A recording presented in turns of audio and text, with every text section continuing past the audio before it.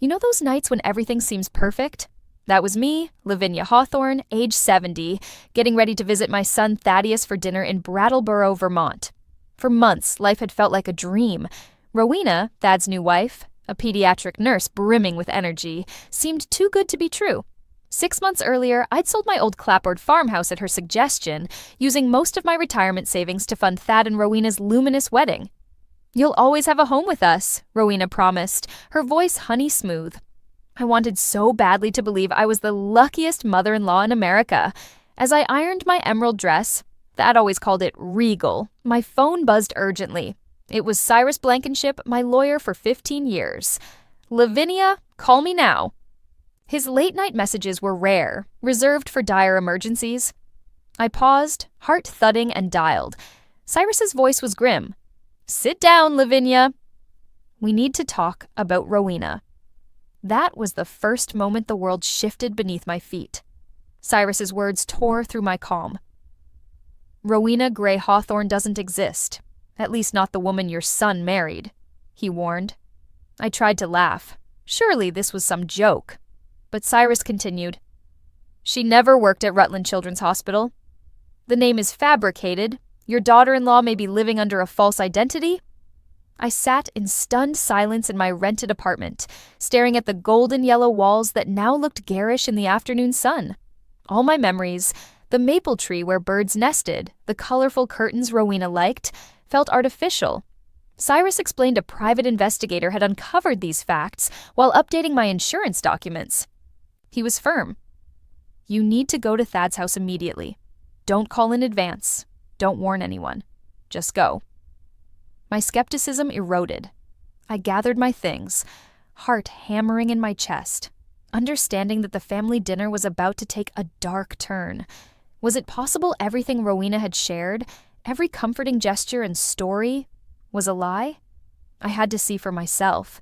Driving through the rainy Vermont streets toward Thad's home, I replayed memories over and over. Rowena's first visit, her fondness for calling me Mama Hawthorne, the concern in her eyes when she urged me to sell the family house. For a mother who'd been widowed 10 years and longed for connection, Rowena's presence felt like a miracle. She'd made selling my home sound liberating. "Take the leap, Mama!" and painted the future as fresh and exciting. Yet, as I pulled into their cedar-sided home's driveway, unease crept in. The house seemed perfect, curated in Rowena's taste, abstract art, minimalist decor, trendy colors. Not a trace of Thad's old football memorabilia or the heirlooms he loved, like he'd been erased from his own living space. Through the front window, I saw them prepping dinner, laughter echoing from the kitchen. I sat in my car a long moment, studying their silhouettes. Whatever truth Cyrus had uncovered, my son was still blissfully unaware. In minutes, everything could change. Thad opened the door wearing his familiar, hopeful smile. "Perfect timing, Mom? Rowena's making her famous lasagna." He hugged me, but something felt off. His energy was dim, his eyes tired in a way I hadn't seen before. Rowena greeted me warmly, clad in a designer apron, radiating hospitality. Yet my mind buzzed. Was this all performative? Was my trust misplaced? After some small talk, I asked Thad for a private chat. Rowena's face flickered. Was that suspicion? But she returned to the kitchen.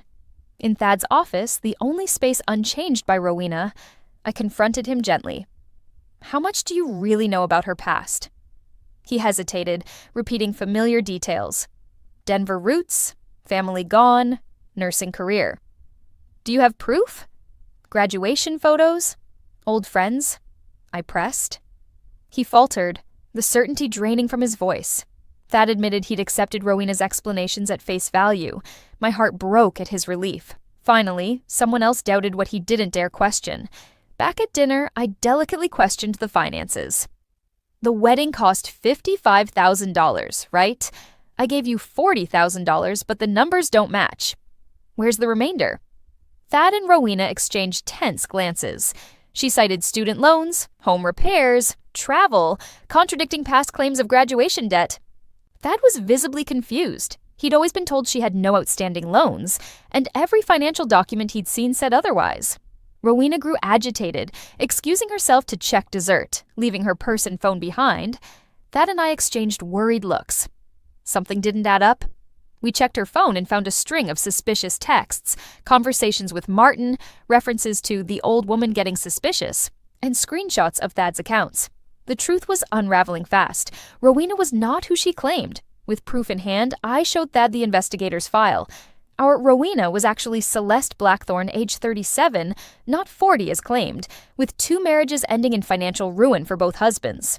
Her modus operandi: target successful, emotionally vulnerable families, play the role of loving spouse, then begin the slow drain of funds. Her time with Thad had been her longest stay. For other victims, she stayed only 6 to 8 months before vanishing. But with me, an aging mother-in-law with extra savings, she'd found a bigger target. She'd transferred thousands to a Phoenix account linked to her sister, who was very much alive. Thad was devastated. "But she loved us," he whispered. I gently told him, "She's very good at what she does. It's all part of the scheme." Suddenly, we noticed something odd. The kitchen was quiet. Thad checked for Rowena. Her purse and phone were gone, and the back door stood open, letting in the cool Vermont breeze. We rushed outside and spotted a shadow vanishing beyond the fence. Her car was still parked nearby, but Thad suspected she had another escape plan. Inside, her unlocked phone revealed chilling messages to Martin about preparing a final extraction. She documented our assets through screenshots, bank records, insurance forms. It was abundantly clear. She was planning to disappear the moment she gained access to our life insurance policy. We immediately called Cyrus, then the police. The local police arrived swiftly. Detective Elena Merriweather, an experienced financial crimes investigator, listened to our account. She was sympathetic but blunt. "You acted just in time. Fraudsters escalate fast once they gain legal access." Thad, pale and shaken, stared at the insurance forms Rowena had prepared. Detective Merriweather assured us that our evidence, and the investigator's file, gave law enforcement an excellent head start. The investigation expanded quickly. Celeste's pattern matched other cases across multiple states: fake identities, manipulative relationships, and sudden disappearances. My heart ached for every family caught in her web. Cyrus's office became a war room the next morning. Detective Harold Cormack of the Multi-State Financial Crimes Unit introduced himself and laid out new evidence. Celeste had operated under at least 4 different names, leaving a trail of devastation for nearly a decade. 16 confirmed victims, over $2 million stolen.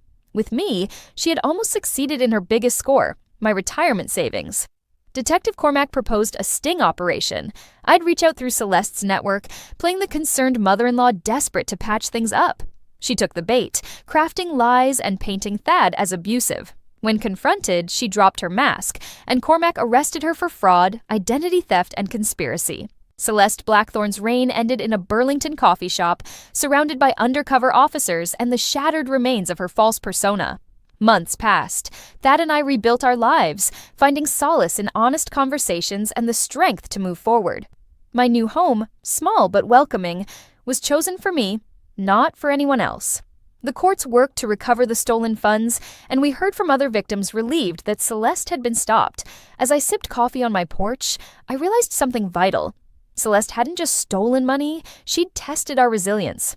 I decided to donate some of my restitution to help fraud victims, and planned a vacation somewhere warm and anonymous. Thad smiled. "Can I come too?"